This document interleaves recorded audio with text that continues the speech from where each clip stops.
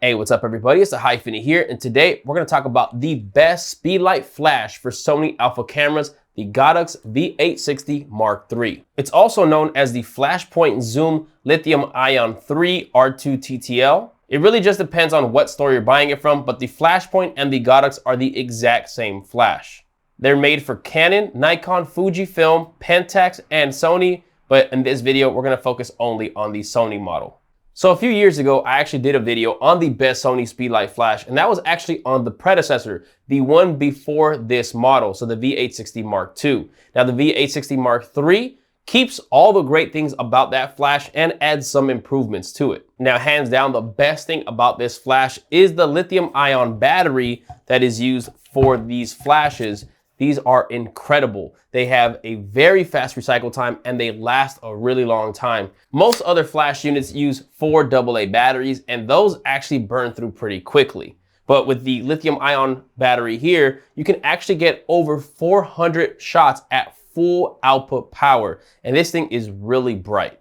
Now, I use my V860 III flash for almost everything that I do. Now, when I'm outdoors in a big area, I definitely prefer to use my a600 Pro, which is a way bigger off-camera flash. But whenever I'm shooting with anything that needs to be on camera, this is my go-to for portraits, events, all types of photography, especially for weddings, quinceañeras, and full-day events. Having this on my camera is a must throughout any event. Now, when it comes to events, I usually shoot about 1,500 photos in a day. And this is usually operating at TTL the majority of the time, which is the automatic mode, which will figure out the output power necessary per photo that's being taken. Now, on average, again, about 1,500 photos, I don't even burn through one full battery throughout the day. Now, I'm not gonna say don't get a second battery. I still highly recommend always having a second battery just in case. But in my experience, there hasn't been one time I've needed a second battery.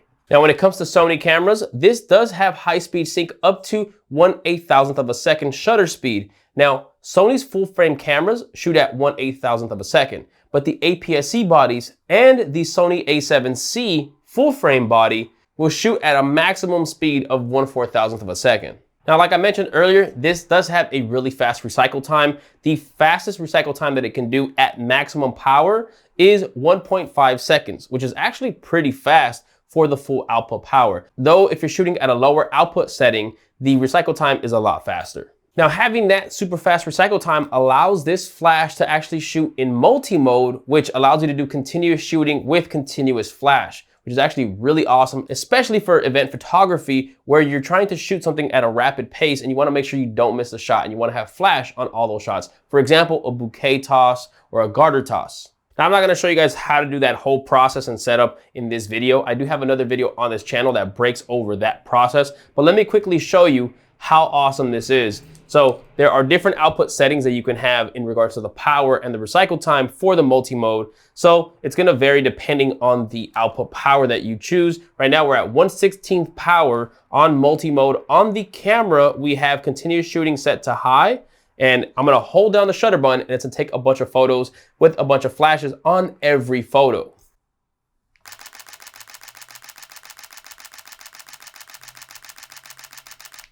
Wow, so that actually got 35 photos with the flash firing on every single one of those photos on continuous high. That's really impressive. Now again, that multi-mode requires you to choose the output power. TTL will not work on multi. You have to manually choose the output power setting.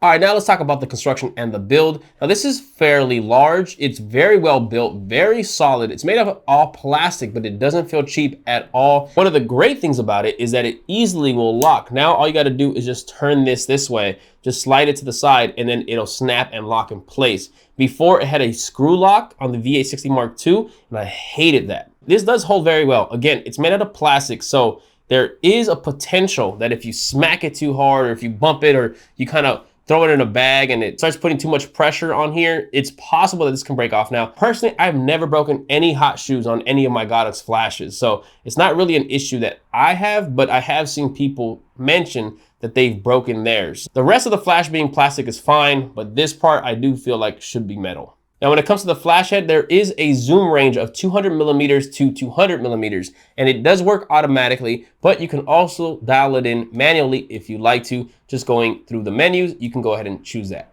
It also does have the standard bounce card and little diffusion filter here. It does have a modeling lamp here, so if you need a little light, but it's not super powerful and it's not something that I ever use. Another issue with pretty much every flash for Sony cameras is that the focus assist lamp does not work. It didn't work on the V860 Mark II, and it still doesn't work here on the V860 Mark III. You have to rely on the focus assist lamp that's built into the camera. For some reason, it does not go to the flashes. Now, in the menus, you can actually change between the different modes, manual, TTL, multi, etc. But there's also a switch here on the side. You can actually just flip to go to TTL or manual. That'll override whatever setting you had here. So that way you can easily go into TTL or manual. Now, when it comes to rotation and angle, it works like most flashes. You can actually go 180 degrees one way, and the other way, you actually don't get the full 180. I don't know why you don't get 180 going to the left, but it gets close to it. But again, if you want to go to that side, then you can just rotate it that way. Now, it does have what's a little different from the V860 Mark II is that it does bend backwards a little bit more. So that way you don't have to throw it to the back and do this. If you know that you just want a small amount of angle on the back, you can just easily turn it back and you're good to go.